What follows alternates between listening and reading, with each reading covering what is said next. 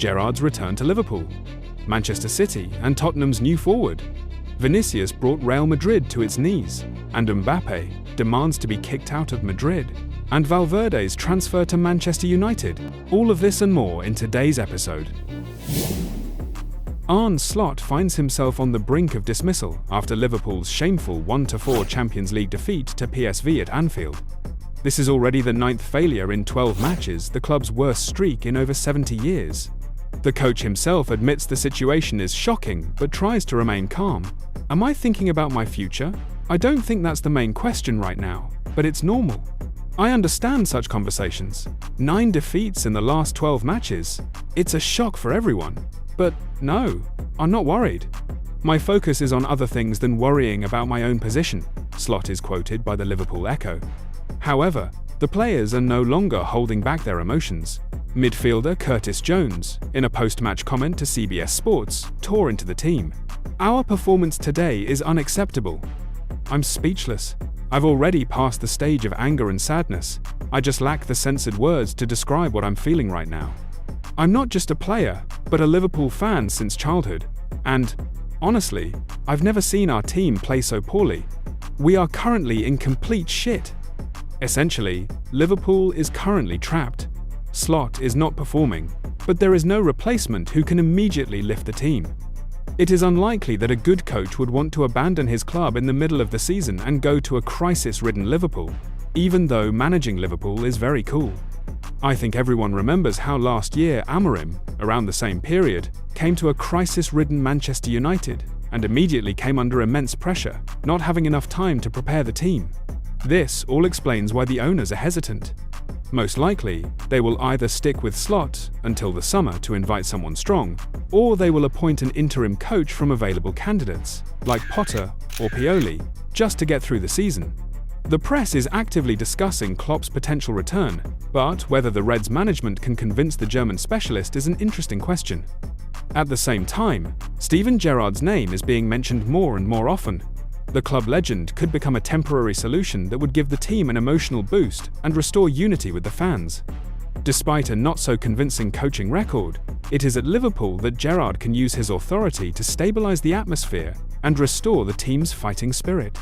For the owners, this is a short-term impulse option that could save the season while the club prepares for serious changes in the summer. Although it is not excluded that Gerrard could also succeed at Liverpool in the long term, as heart and authority can become the foundation upon which tactical components will be built. Thus, Slot's future depends on the immediate results. If the crisis continues, the owners will be forced to act, balancing between trust in the current coach and the fear of completely losing the season. And Gerrard could be the trump card that gives the team a chance for revival initially as a temporary solution, but potentially as a long-term project.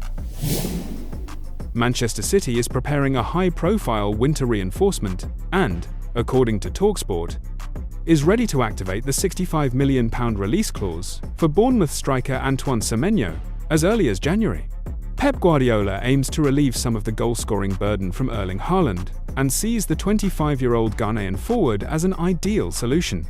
Semenyo has become one of Bournemouth's main attacking threats this season, regularly scoring and creating chances, and his transfer could be one of the most talked-about deals of the winter window. City plans to outpace competitors Manchester United, Liverpool, and Arsenal, who are also showing interest in the player. Bournemouth is trying to keep its leader, but due to the release clause, the club is virtually powerless if one of the top clubs activates the sum. Semenyo himself, according to English media reports, is ready to stay in the Premier League, which makes the option with City even more realistic. If the transfer happens, it could significantly shift the balance of power in the title race and add a new attacking weapon to Man City. Federico Valverde has found himself at the center of a real scandal at Real Madrid. According to Fichajes.net, Xabi Alonso has already made it clear to the management that he does not see the Uruguayan in his plans for next season. This came as a real bomb, as Valverde had long been one of Real Madrid's key players, and his versatility was valued as a major asset. Now the situation looks as if Valverde has been placed on the transfer list, and the club is ready to listen to offers. Manchester United, who have long been interested in the Uruguayan, are the most active on the horizon. According to English sources, the Red Devils are preparing an offer of over £100 million to make Valverde the central figure of their midfield. For United, this could be a strategic transfer. The club aims to acquire a player who can combine dynamism, work on both flanks, and discipline in midfield. Valverde perfectly fits this profile, and the player himself, according to rumours, is not opposed to trying his hand in the Premier League. Thus, if Real Madrid truly decides to part ways with Valverde, then Manchester United appears to be the main contender to sign him, ready to make one of the biggest transfers of next year. Tottenham is actively fighting for Samu Agehova, the Spanish talent who has become a real sensation at Porto. The 21-year-old forward has already scored 36 goals in 60 matches for the Portuguese club, and his name has rapidly risen to the top of Europe's hottest transfer targets. The Spurs are currently ahead of competitors in the race to sign the player, leaving Arsenal, Chelsea and Newcastle behind, and they appear to be the main favourites in this race. Porto is officially sticking to a €100 million release clause, but sources in England are convinced that the deal could be closed closer to £90 million. For Tottenham, this is a transfer of strategic importance. The club has long been looking for a young top striker who can become a long-term attacking leader after the Harry Kane era. And Agehova looks like exactly the player who can restore the team's status as a contender for the highest trophies. Vinicius Jr. found himself at the centre of a high-profile transfer intrigue.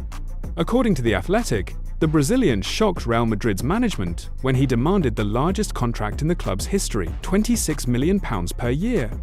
Matching Cristiano Ronaldo's last agreement at the Bernabeu, Real Madrid offered him £17.5 million, but the player's side refused. Negotiations stalled, and the situation was complicated by tensions in relations with new coach Xabi Alonso. This season, the 25-year-old winger has played 17 matches, but is increasingly finding himself on the bench. During El Clasico, he openly expressed dissatisfaction with being substituted, which only exacerbated the conflict. Despite this, Alonso even entrusted him with the captain's armband in European competitions. But Vinicius does not hide it. He will not sign a new contract as long as Alonso remains head coach. Amid this crisis, the interest of other clubs is growing. Saudi Arabia's Al Ahly already tried to execute a £302 million transfer in the summer, and now Chelsea has entered the race. The Londoners consider Vinicius a major star for their attacking revamp. Thus, the Brazilian has effectively built a win-win plan. Either Real Madrid will concede and give him the highest salary in the club's history, or he will get a chance to become a leader at a new top club with an even more lucrative contract. In turn, Kylian Mbappé is demanding that Vinicius Jr. be expelled from Real Madrid. According to Spanish media, the French forward has become one of 4 players who openly oppose the Brazilian's behaviour, considering it destructive to the team's atmosphere. Mbappé is dissatisfied that Vinicius is focused on financial ultimatums rather than results, and believes that his presence in the dressing room harms team unity.